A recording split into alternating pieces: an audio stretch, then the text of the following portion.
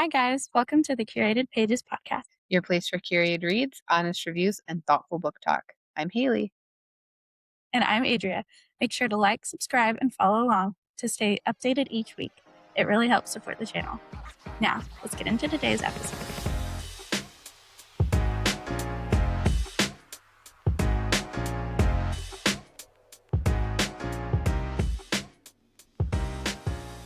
Let's get into this week's current reads. Haley, what are you reading this week? I am reading the Dungeon Anarchist Cookbook by Matt. So, just a little bit about this book. I don't want to go too in depth with it because I don't want to give away spoilers or anything if you haven't read the series and are interested in reading it. But this is the third book of the Dungeon Crawler Carl series. Carl and his talking cat, Princess Donut, must navigate the incredibly confusing and deadly fourth floor of a televised alien mega dungeon, which is designed as a massive subterranean train network this time. Like I said, I don't want to give too much away, but the story has gotten a lot deeper and a lot more layered. So it's been really good, and I'm very much enjoying the series. And I know you've already read this book, so I'm close. I don't know if you can see my bookmark. I'm almost done with it. Yeah. I have a very small section left. Maybe like 50 to 100 pages or something. Yeah. So that one was so good. I'm so excited to hear your thoughts when you finish it. yeah. So like I said, I'm almost done with it, and holy moly, some of the twists that this book has thrown so far. The layout of this floor felt like it was going to be confusing with the whole subway system setup, but it's worked so far, I felt like. And Matt even did a little disclaimer at the very beginning of the book that said, like, don't focus on trying to figure out the subway system. That is Carl and Donut's job. Just focus on the story, focus on the character development. So I think going into it with that mindset really helped, because trying to remember all these train lines and like where they go, it is a bit confusing. So I've tried just to not get lost in that and just really focus on the story. Yeah. But sorry. When I read that little disclaimer at the beginning, I'm like, it can't be that bad, right? And then I read it. I'm like, this is so confusing. What do you mean? And then they describe it, like the shape of everything. And I'm just like, that makes no sense, but I'm trusting you. no, and then he's even like, oh, there's a map in there. And I looked at the map, I'm like, that map tells me nothing. Like, I feel like that was the most, like, I was expecting this like detailed map of like all the different lines and stuff. And I'm like, this is what we get. But Yeah. But I'm sure everything's going to come together at the end, because it still feels a little chaotic and confusing right now. But I feel like that's one thing the series does so well, is it just makes me like completely lost in this world alongside Carl and Donut, and their dynamic is still one of my favorite parts of these books. And every floor somehow manages to feel so wildly different than the last that it's so good. You just don't know what you're going to get with it. Yes. Just today, I was hanging out with one of my friends, and we were talking about books, and she does not read sci-fi. She does not read lit RPG. But I was like, you need to at least listen to the audiobook of the first one. Like, she likes to crochet and everything, so I'm like, listen to it. Yeah. Crocheting. Just, it's an experience that everybody should go through, at least through the first book. Even if it's not your thing, just try it, because it's a wild ride, and everybody should go through it like at least once. Yeah. It's so good. My sister-in-law and brother-in-law just started, I think they're doing the audiobooks, but they just started listening to it too. And she's like, oh my gosh, it's so good. I'm like, I know. I think they're only on the second book though. Yeah, I actually just the other day, I didn't realize that it was just one narrator. It is just Jeff Hayes. I Yeah. thought there was somebody else. Yeah. I'm like, this dude is doing all. How? Yeah. Like, He does a lot of voices. I can't imagine how he goes from Carl, like this rugged sounding dude, to Donut, and just like that. And apparently he's done like live readings, and he just on the spot quickly switches. I'm just like, that's Switches. insane. It's so cool. That is insane. Yeah. I had kind of a conversation with my coworker who's also reading the series, and I don't know if he did the audiobooks, but I let him listen to like one part. He wanted to hear Jeff Hayes say, "Damn it, donut." And so I pulled up the audiobook of the first book and got to a spot on it. He's like, "That's what he makes donut sound like?" I was like, "Yeah." It's you gotta experience the audiobooks. I'm not usually the type of person who's like, "Oh, you have to read this book this certain type of way," like policing it. But with Dungeon Crawler Carl, you gotta listen to the audiobooks. Like, it's just so even if you also have the book, like, I listen and read it at the same time, and Mhm. it's so good. It's so good. I feel like I have those voices, like, in my head now, like, as I read it, because I just listened to part of the first book as an audiobook, but I haven't listened to any other ones as audiobook. Mhm. Um, but my coworker also said, he's like, I have a hard time believing that, like, deep, rugged voice is like Carl's voice." He's like, "I just don't imagine him having that, like, super deep, like, rugged voice." Like, I don't know. He's like, "I just don't imagine that for Carl." I just I mean, I think it fits, but I've also only ever heard it that way because I started with the audiobook, so I don't know. Moving on. What book are you reading this week? So I am currently just over halfway through reading Rhythm of War by Brandon Sanderson, and this one is, like, chunky. My It is gosh. You hold up this, like, little book, this and then you turn it, and tiny it's little book, and huge. it turns, and it's, like, as wide as it is on the cover, basically. Um, this one is, like, I think it's 1,260 pages. It's ridiculous, but oh my gosh, it's so good. So for a quick little synopsis, Rhythm of War is the fourth book in Brandon Sanderson's this Stormlight Archive. Um, as war continues to reshape the world of Rashar, which is where the whole series takes place. It's a planet, not a real planet, obviously, but because it's fantasy. But the story follows several characters as they face both external conflicts and deeply personal struggles. The novel explores themes of magic, faith, morality, and the cost of power, while also placing a strong, like really strong focus on mental health and healing. Through its characters and expansive world building, Rhythm of War examines what it means to keep moving forward even when hope feels out of reach. Oh, I love that. I love that it, like, focuses on, like, the mental health and healing and how, like, to keep moving forward, like, so, like, when hope feels out of reach and lost. I feel like a lot of people probably feel like that sometimes, and that's awesome that Yeah. they're exploring those themes. Yeah, it is very, very interesting. This series, the further you go along, the more mental health is a focus in the series. Like the first book, it wasn't as big of a focus because our characters don't have as much trauma. And then as we go, one of the characters, she basically refuses to acknowledge what happened to her in the past. So she's just getting worse and worse as the series progresses until I'm assuming she's going to hit a breaking point and then start working through it. One of our other main characters, he is like dealing with insane depression because everybody he tries to save, not everybody, but the people that he tries to save end up dying and he can't save them. Like there's nothing he can do about it. And he will not accept that he can't save them all. So he's just dealing with that. And there's so much more in the relationships.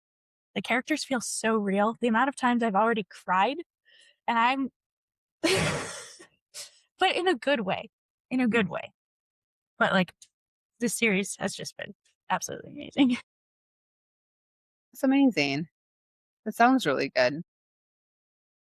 Yeah. And when you It's said, got like, he kept saying, like, he can't save everybody, I feel like that's, like, a theme in the Dungeon Anarchist Cookbook. He keeps saying, like, he keeps hearing Mordecai, "You can't save them all. You can't save them all." And, like, I feel like he said it so much in, like, just a few chapters right now, like, back to back to back to back, like, it's just, like, a recurring thing, like, "You can't save them all. You can't save them all." And even though, like, you can tell that he really wants to try and save everybody and give everyone like the best chance. And I feel like that's kind of what your main character is going through. He wants to save everybody, but he can't.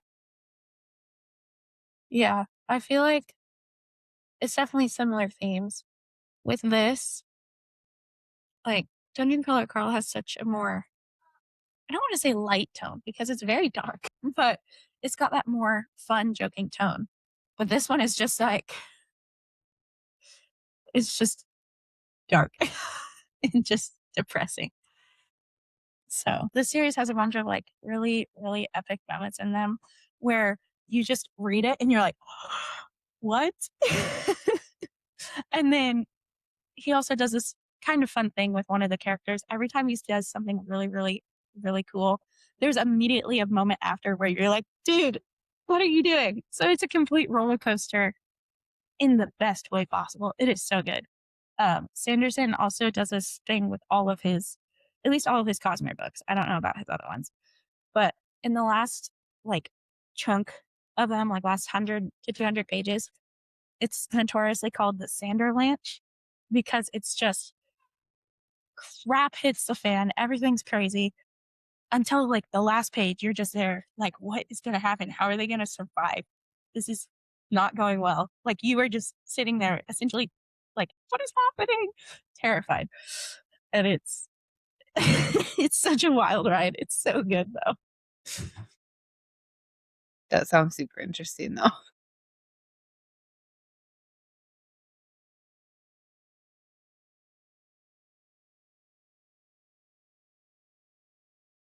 Wesley, go upstairs. It's up. The ball is upstairs. Ball upstairs. Go upstairs. Go get the ball.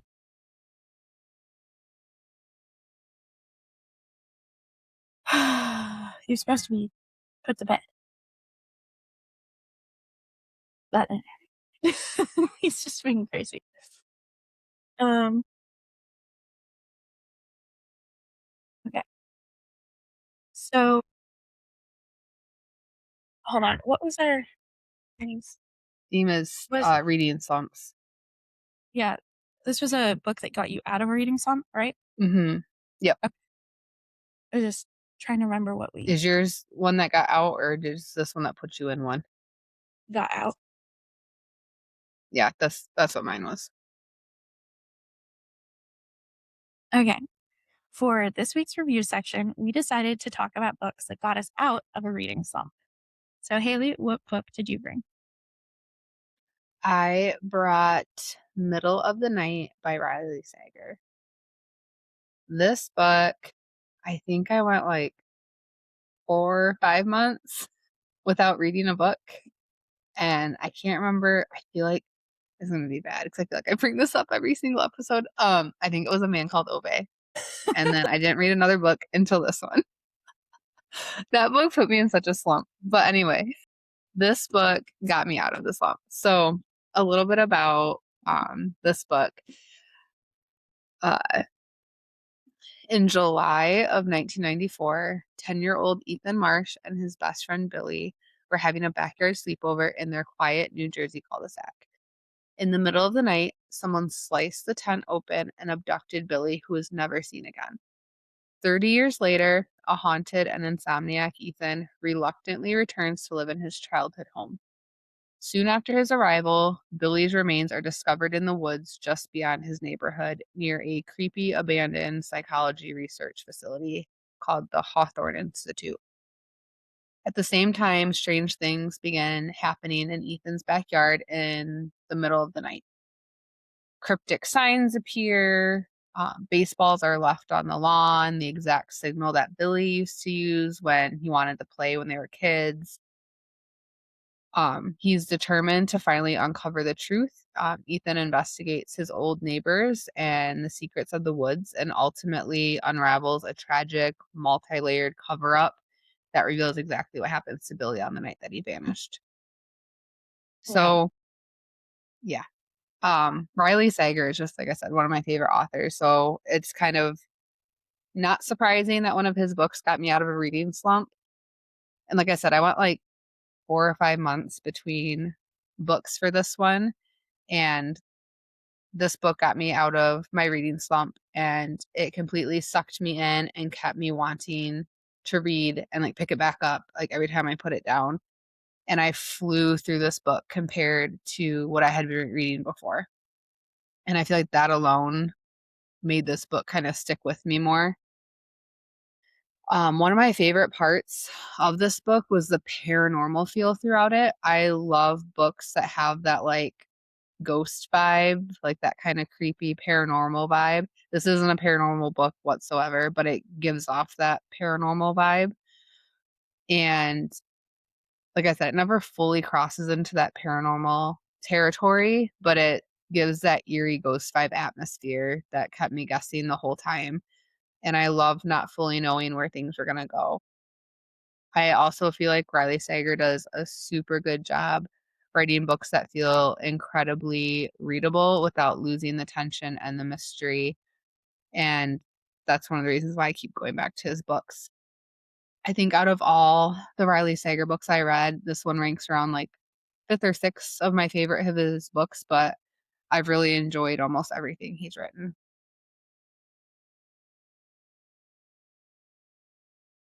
Yeah, which one was it? I read The Only One Left by Riley Sager, and that one was also really good. I know what you mean by like where it's easy to follow, but it like keeps you Mhm. sucked in. It is.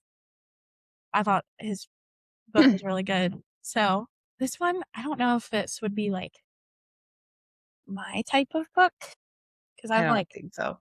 paranormal creeps me out, and I know it's not a paranormal story, but that vibe creeps me Mhm. out. So I don't know if I So could yeah, read. so this one and I think it's called Home After Dark. Don't read that one either then, because that one gives off the paranormal ghost vibe too. And I loved it. I love that. Like one of my favorite books from like middle school was called Jade Green, and it was about a ghost, and I loved it. And it was like a creepy mystery. I don't remember a whole lot about it, but it was like my favorite book. I was going to my library. And I'm like, I want another book like this. Help me find another book like this. And I never found another book like it. But I love that ghosts and paranormal in a book. I don't know why I really like that. Yeah, I feel like it is interesting though, like that huge time jump. Like 30 years later, they finally find his body. That's crazy. But And it was like, I think it wasn't even like very far from like, so like his backyard butted up to the woods, which then like if you went like a mile or so into the woods was the Hawthorne Institute. And he was just like found in those woods. Like he wasn't even far from like where they were camping in his backyard. that's crazy. But yeah, got me out of my slump and I really enjoyed it. So if you like I said, like the kind of creepy paranormal vibes, thriller, mystery, right up your alley. But if you're not into, like I said, it's not, there's no ghosts in it. It's not, but it alludes to that.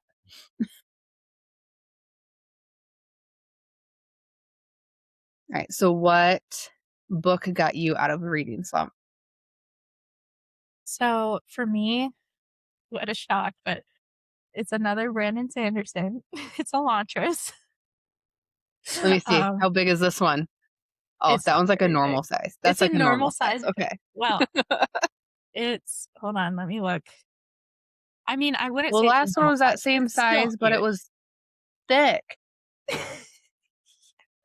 Hold on, let me figure out how, not counting the glossary. This is 615 pages. So That is so that's the size. little. That must Well, be yeah, really small print. that's I'm what this one old. I is. need I need big print. Like, I need big books. you That's why I literally like my break this, hardcovers. like, you have to break the spine because of how far in the text goes on this one. No thanks. Because No they have thanks. to make it so small because they cannot physically bind books that big for a mass market paperback. He had to switch his binding company that, like, actually put it together twice. through this series because of how big the books got. Oh, Ruth, My goodness. the fifth book is like over 1,300 pages, and they still haven't come out with the mass market because they are struggling. It's not going to come out till like October. And the book came out, I think it was it this January? No, it wasn't. That's when I bought it. It was like last year or something it came out. I think it was 2025 January it came out. And they still don't have. Yeah. This might sound like a stupid question, but do like all books have a mass market paperback? Like, what is the importance of having that if it's so big and they can't find a company able to These bind books it? Like, are, why is it so important to have it? well, the big thing is that they're cheap compared to normal paperbacks. Like, because it's lower quality. Like this one that's over Yeah. 600 pages is only $11. Whereas if you got it as a normal paperback, it's probably like 20. So that's the whole thing. But now they're like not becoming a thing anymore.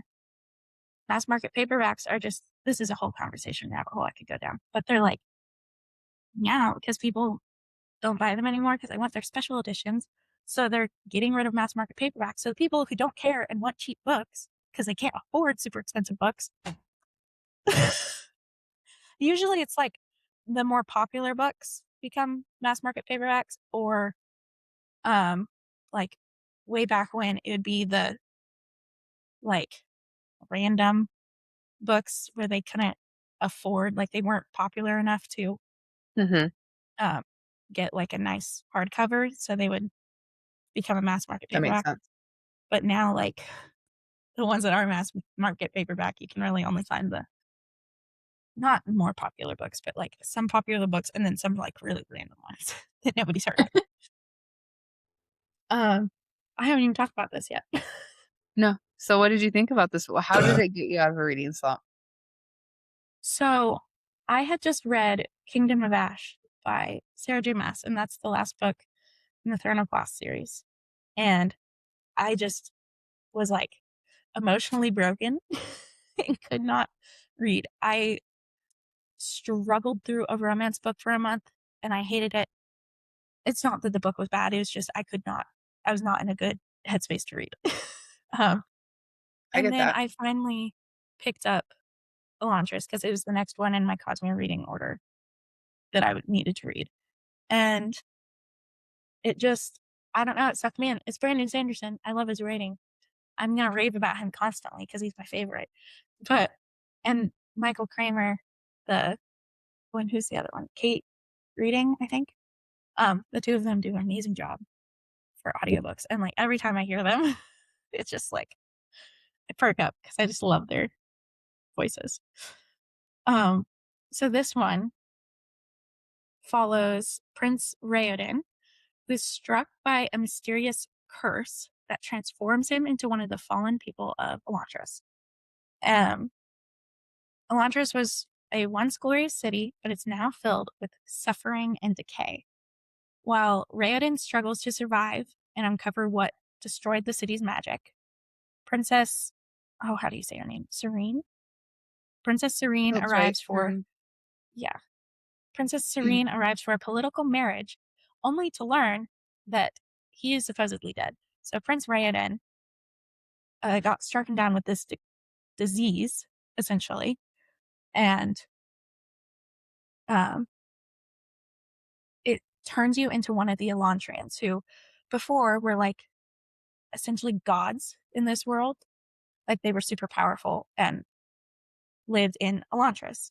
But then something happened, and now the Elantrians don't have their magic and they just look like they are dying. Like they look like death. And he was stricken with a disease that would have turned him into an Elantrian. So, but now it's cursed. Like it's taboo. You don't speak about them. They're evil. Like they did something and that's why they're cursed. That's what they think. So they pretend that he died instead of admitting that the crown prince was this evil thing. So Serene arrives realizing the prince that she's supposed to marry is dead. So she has to figure out how to navigate politics and what she's supposed to do. At the same time, there's this very ruthless religious leader. He seeks to take control of the kingdom and kind of force this religion on everybody and like conquer the world. It's got lots of political intrigue. It's a very unique magic system. It's really cool. And there's lots of themes of hope and resilience. The novel just really explores what happens to the world when this city full of gods completely collapses and everything they thought they knew allegedly turns out to be false. um, and like all of his stories, it follows like hope when it feels like there is none and everything. It's just so cool. So you said this was like next in like your Cosmere. Like is this part of like a series? So, like you'd have to read book, or is this like a standalone, but part of It's a like standalone. oh, okay. So Interesting. the Cosmere is this universe, and within this universe, there are various solar systems, and each story takes place on a different planet. There's series like Mistborn Trilogy, Era 1, and then there's Era 2 of Mistborn, which is 4 books. And then there's also standalones like Elantris and Warbreaker. There's also some others as well. And there's other series like Stormlight Archive.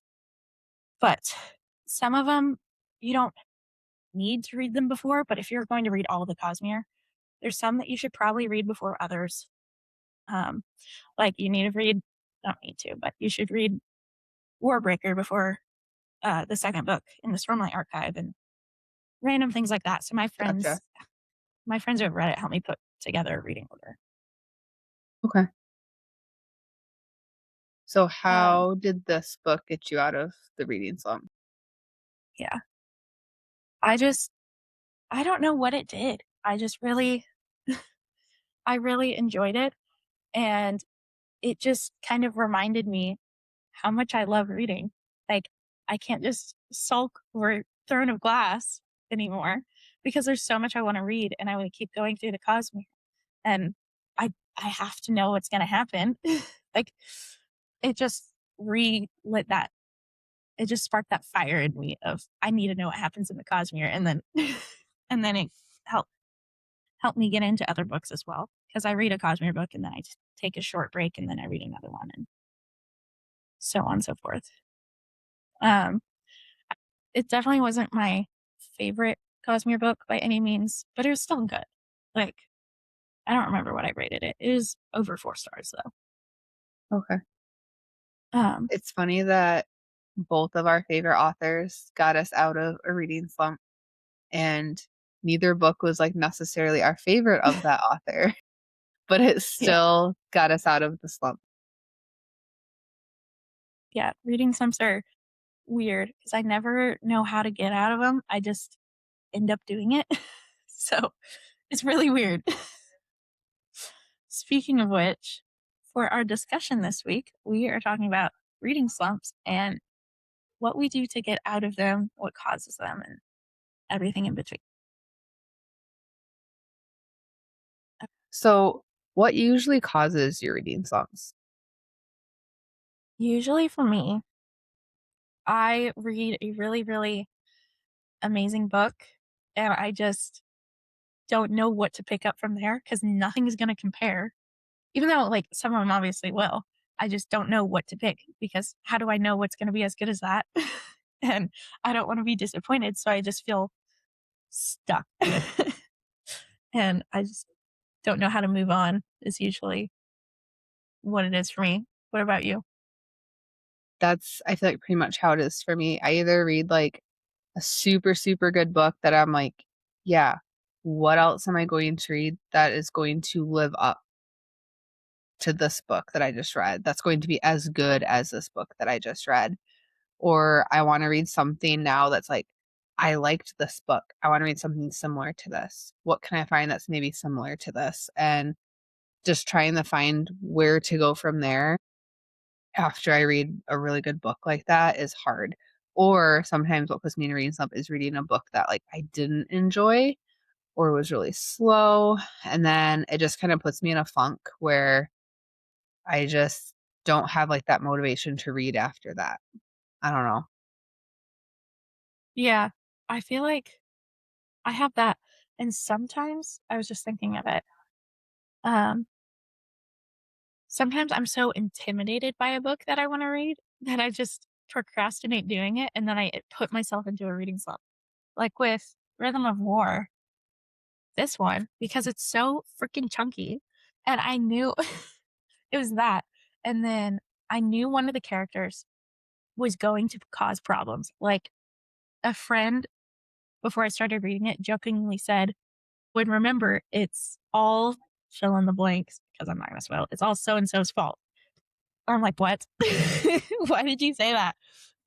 So I got really intimidated by the book, and I almost put myself in a reading slump because I was so not nervous. I guess nervous to start it, but that's not the right word. Um, like even now, I'm over halfway through it, and still, I occasionally have to stop to be like, "I don't know if I can read this." Like, what do I mean? Of course I can read it. I'm already halfway through it. Weird. Okay. So, our next question is, when you're in a reading slump, are you actually tired of reading or just tired of forcing yourself to read books you're not connecting with? I think for me, it's forcing myself to read books that I'm not connecting with. We talked about this before. I have a very hard time not finishing a book. Once I start it, I want to see it through. Like, I want to know how it ends. So I have a very hard time not finishing a book once I start it, even if I'm not enjoying it. And I think that's what caused the reading slump before um, middle of the night. I was pushing myself through a book that I really didn't want to read, but the book had a really great recommendation from my sister-in-law, and I was just trying my hardest to get through it and see what she saw in it, and I feel like, yeah, pushing myself to finish books that I just don't really want to puts me in slumps. So I need to get better about just, "You know what? I don't like this book, and that's okay," and just start something else instead of forcing myself to finish it and then not wanting to read. Yeah. Um, I definitely get that. I definitely struggle to read when um, when I'm not connecting with it and when I don't care. Um, but I'm also like not afraid to DNF a book. Like, I've told you about that before. And sometimes I tell people and they're like, "What do you mean?" I'm like, "I don't know. I don't like it, so I just stop because I don't want to waste my time because I have other books I want to read." I have too many books that I want to read that I can't afford to not DNF. I wish I could be Um, like that. I really do, but I don't know what it is about me. I just don't wanna give up on it. So I'm like, "Maybe it'll get I better. Maybe I'll really like how it ends." for me, if I'm just a few chapters in, not a few, more than a few chapters in, and I'm just like, "I really hate this. I don't like the writing, the characters, blah, blah, blah." If I'm actually curious about where the stories will going, I will go to SparkNotes and look up what happens with the story or go to Reddit or something because I do not care enough. I will read like a long paragraph summary, but I will not read the rest of the book. I feel like our, book of the month for May, The Hemlock and Silver, that would have been one I think I would have just not finished if it wasn't the book of the month, because I said I have Yeah. that goal. I want to read all of the books that our book club picks. So I really pushed myself to finish it and it got better. But that was one where I think if I wouldn't have been reading the Dungeon Crawler series, it probably would have put me in a reading slump if I would have like forced myself to finish it. Or I just would have been like, oh, I'll finish it eventually. I have no rush to finish it. And I would just set it aside and then just not pick up another book. But I had that like incentive to start the third or the third book of Dungeon Crawler Carl. So it like helped push me through that book and I said like my goal of reading all the monthly books. But that one I think would have maybe put me in a slump in my past. Yeah. Sometimes I get, like, actually tired of reading, which is really weird. It's not very common, but the few times I've actually had a reading slump, I just have to stop reading, give myself a break because it's just too much. Because like, I read really I'm fairly fast. I'm at, like, what, 30, almost 35 books this year already? It's like, I'm I'm going pretty fast, at least way faster than I thought I could. And, like, last year when I had that reading slump after Kingdom of Ash and before I read Elantris, I just needed to take a break. Like, there was a month where I read 1 book and that was it. I read what was it? I don't know. It was one by Anna Huang. It's like in the first one in the King of Sin series. It's like a darker romance. Not dark romance. It's a romance and like billionaire CEO type of romance. And I read that and it took me a month. And I wish I just took a break from reading instead of trying to jump straight into a new book after Kingdom of Ash, because then probably I would have been more successful. So I think sometimes I just get genuinely tired of reading and need a short break, which is so weird because I love reading. No, I get that. Like, even the things you love, you sometimes just need a little bit of a break from. And that kind of takes us into our next question. Do you try to push through a slump or do you take a break from reading? Like, just I need a break. We're not reading anything right now. See, I need to take a break, but I usually push through it and I shouldn't because that extends how long the slump lasts. And if I just took a break for like 2 days, the slump would probably be over. But instead, I try and push through and it doesn't work. So normally, when I take a break, it's like 2 days most. Like it's not very long. But when I try and push through, it literally takes a full month. Like I was just saying. I Mhm. didn't even realize that was the next question, but um it literally will take me a full month if I try and push through. Whereas I could have just took a break for a couple days and would have been fine. So, what about you? I feel like if I try and push through, like what you were saying, it just prolongs the slump more. So, like when I get in a slump and I can't decide like what to read next or just find a book that I feel like will either live up to the last book that I read or help me get out of a slump from a bad book that I read. I feel like I end up taking a break. Like I said, I had like 4 or 5 months between I can't I feel like it was A Man Called Ove and Middle of the Night. I think like that was a long gap for me, and then just even like with kids, I had long gaps because 'cause I'm tired and the only time I really get to read is at night right now. But yeah, I think for me, I need to, like, just take a break from books and just let my brain, like, I don't know, not, like, reset, but just have a rest from reading. 'Cause even, like, sometimes with my crochet, I get to a point where I'm like, "I don't wanna do this right now." Like, I need a break from it, and I set it aside for, like, a month or so and then go back to it. Yeah. And, like, I love crocheting, but just sometimes the things that you love, you need a break from too. Yeah. So there's definitely times where there's can definitely be too much of a good thing. That is possible. So for our fourth question, do you switch genres when you're in a slump? I feel like yes. A lot of times I have, like, a very fast-paced thriller that I'm on, like, a high when I get done with it, and in my mind, I'm not gonna find like, I will find another book, but in my mind, I'm not gonna find another book right now that's going to live up to the book that I just read.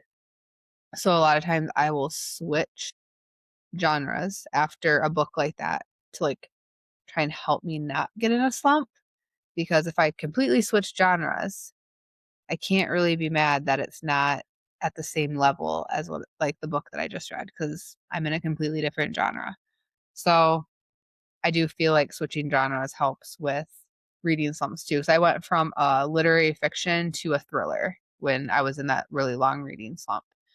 And I feel like I even got in a little bit of a slump after I read the Fourth Monkey trilogy. And those were like really fast paced psychological thrillers. And I feel like after I read those, let me look really fast. What book did I read after that? I feel like it was not a thriller. I went from the Fourth Monkey trilogy to Fourth Wing. So, Yeah.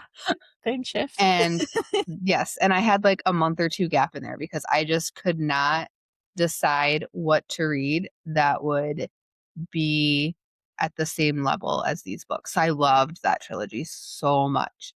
And in my mind, nothing was going to live up to those books or compare in any way to those books. So that was like I had heard a lot of people talking about Fourth Wing, so I gave it a try. So yeah, I completely switched genres there.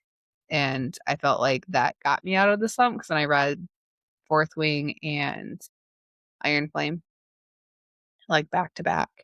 But yeah, what about you? Do you switch genres when you're in a reading slump? Um, I think so. Because normally when I'm in a reading slump, the cause of it is usually a very good fantasy book. And typically what gets me out of a slump um, is something completely different, something that at least feels different. Um, so a lot of the times it's been like a romance book or a sci-fi or something where it's just a big shift and it helps kind of, I don't know, like you said, I don't have to compare it to the book because they're not even in the same genre. I feel like the oddity this time with my last big reading slump was going from Kingdom of Ash to Elantris because it's a fantasy to a fantasy, which that was really weird, but I feel like they're also very different. Like the feeling, the tones were very, Hmm. very different. So I feel like that's why I could stay in the same genre. Um,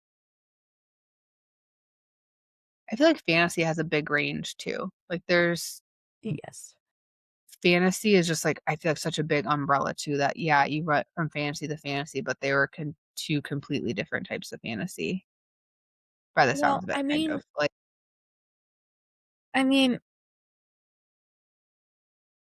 Cosmere is epic fantasy. Um, this one almost had a very slight urban feel to it. I wouldn't call it an urban fantasy, though. It's not an urban fantasy. It just had that slight, very touch of urban to it. In Kingdom of Ash, I feel like it's an easy epic fantasy. Like I don't want to say it's an epic fantasy, like the super long, like really difficult series, hmm but it's definitely not a normal. It's definitely not romantasy. It's not like the easy fantasy books. So it's like, kind of its own thing. yeah, it's like the first step into an epic fantasy genre, if that makes sense. It's like your intro into epic fantasy. Like that Okay. could be your first ever epic fantasy you read, and you'd be great. And then as you progress through epic fantasy, that'll be like you'll be able to take on like harder and harder books. So Okay. it's it had different feels to it. All right. So that is all the time we have for today. Thank you so much for listening to episode 8 of the Curated Pages podcast. Don't forget to like, subscribe, and ring that bell. It really helps support the channel. Until next time. Stay lost in the pages. Bye. Bye.